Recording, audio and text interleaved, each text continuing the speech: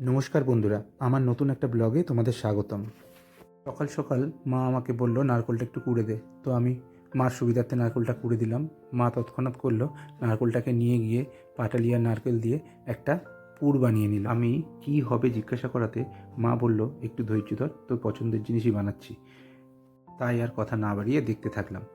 কিন্তু একটা আন্দাজ হয়ে গেছিল যে মা হয়তো পুলি বানাচ্ছে, দুধ পুলি। দুধ পুলি হচ্ছে সমস্ত পিঠের মধ্যে আমার একদম সবথেকে ফেভারিট আইটেম। আর এটা এবছর একদমই আমার খাওয়া হয়নি, তাই মাকে সেদিনকে বলছিলাম, মা এবার আর দুধ পুলি খাওয়া হলো না।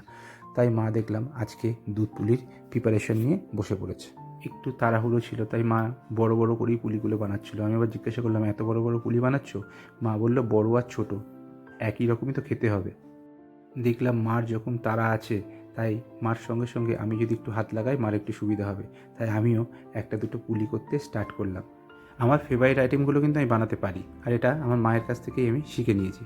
যদি কখনো আমাকে নিজে বানিয়ে খেতে হয় তো আমি সব পারবো, তাই এই ক্ষেত্রে কেউ আমাকে হারাতে পারবে না। একটু মজা করেই কথাটা বললাম। জাস্ট আমার দেখা দেখি আবার ডোনাও বসে পড়লো পুলি বানানোর জন্য, কারণ ওরও খুব শখ লাগলো যে কয়েকটা পুলি বানাবে। তাই আমি বললাম, ঠিক আছে চলো তুমি বানাও। রুনা আবার পুলি বানিয়ে আমাকে দেখাচ্ছিল ঠিকঠাক হচ্ছে কি না। আমি বললাম, না না, ঠিকঠাকই আছে। যাই হোক, পুলিগুলো বানানো রেডি হতেই মা করলো কড়াতে দুধটা বসিয়ে দিল। দুধটা ফুটে ওঠার জন্য আমরা ওয়েট করতে থাকলাম। তার মধ্যে আমি একটুখানি আদিকে সঙ্গে করে নিয়ে এলাম। আদিও একটু দেখুক কীভাবে পুলি বানানো হচ্ছে। দুধ গরম হতেই মা পাটালিগুলো একের পর এক দুধের মধ্যে দিয়ে দিল। এবার পাটালিগুলো দুধের মধ্যে গলে যেতেই কিছুক্ষণ ধরে একটু নাড়াচাড়া করে নেওয়া হলো।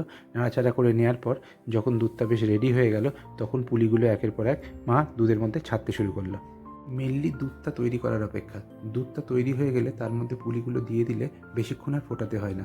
কিছুক্ষণ ফোটানোর পর পুলিগুলো একদম রেডি হয়ে যায়। তো তাই হলো, পুলিগুলো ফুটে উঠতেই আমরা মোটামুটি বুঝে গেছি এবার রেডি হয়ে এসছে।